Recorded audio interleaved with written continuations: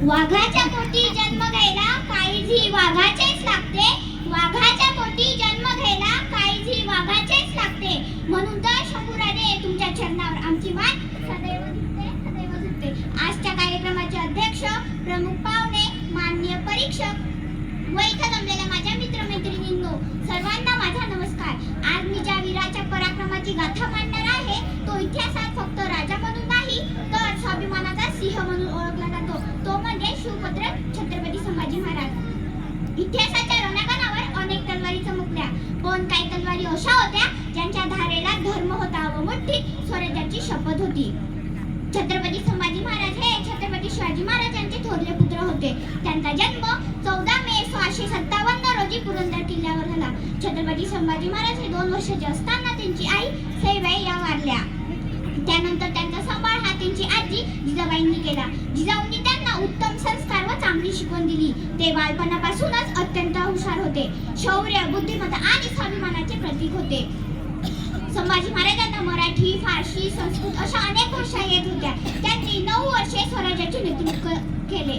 त्यांनी मुघल, पोर्तुगीज, सिद्धी अशा अनेक शत्रूंशी सामना केला, पण नियतीने त्यांच्या आयुष्यातील आधार एकामागून एक हिरावून घेतले. छत्रपती शिवाजी महाराज आणि जिजाऊ यांचे निधन झाल्यामुळे शंभूराजे एकटे पडले. त्यांच्यावर पूर्ण स्वराज्याची जबाबदारी आली व शत्रूंचा प्रचंड दबाव सुरू झाला. तरी ते डगमगले नाहीत, लढा चालूच ठेवला. संकटाची रांग होती पुढे, मार्ग सारा अंधारला. संकटाची रांग होती पुढे, मार्ग सारा अंधारला. डोळ्यात होते अश्रू, तरीही स्वराज्याचा दिवा हातात धरून शंभू पुढे चालला, शंभू पुढे चालला.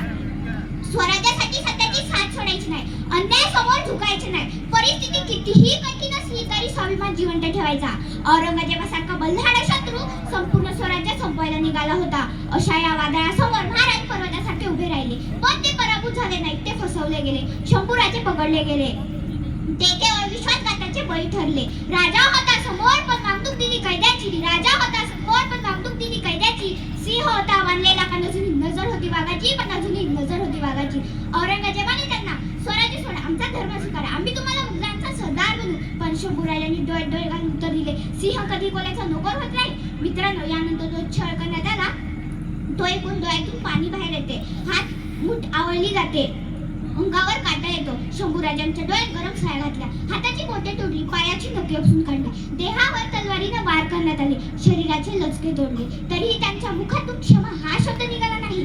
देह जखमी झाला तरी चालेल, पण आत्मा गुलाम होणार नाही. औरंगजेबाने जबान कापण्याचा निर्णय दिला. हापशी तलवार घेऊन आला. संभाजीचा तोंड उघडण्याचा प्रयत्न केला, पण तोंड काही उघडेना. अरे कसं उघडेल ते तोंड? ते वाघाचं तोंड आहे. वाघाच्या जबड्यात घालून हात मोजितो दात ही आमची औकात सांगणारे शंभूराजे ते. हापशीने नाक दाबले, तसा जीव गुदमरला व जीभ बाहेर आली. हापशीने तलवार चालवली, जीभ खाली पडली. रक्त रक्त रक्त रक्ताने बोंबाळलेला हा देह जसं हनुमानला शेंदूर फासावा अशी अवस्था केली होती माझ्या राजांची. वेदना होत होत्या देहाला, पण आत्मा अढळ राहिला. असे सतत 40 दिवस शंभूराजांना विचार करण्यात आले. शेवटची शिक्षा गर्दन कलम करण्याची. फाल्गुन मध्ये अमावस्या 11 मार्च 1689 रोजी गर्दनेवर तलवार चालवली. गर्दन खाली पडली. शंभूराजे अमर झाले. शंभूराजे अमर झाले. पाहुनी तुमचे शौर्य, मृत्यूही नतमस्तक झाला. पाहुनी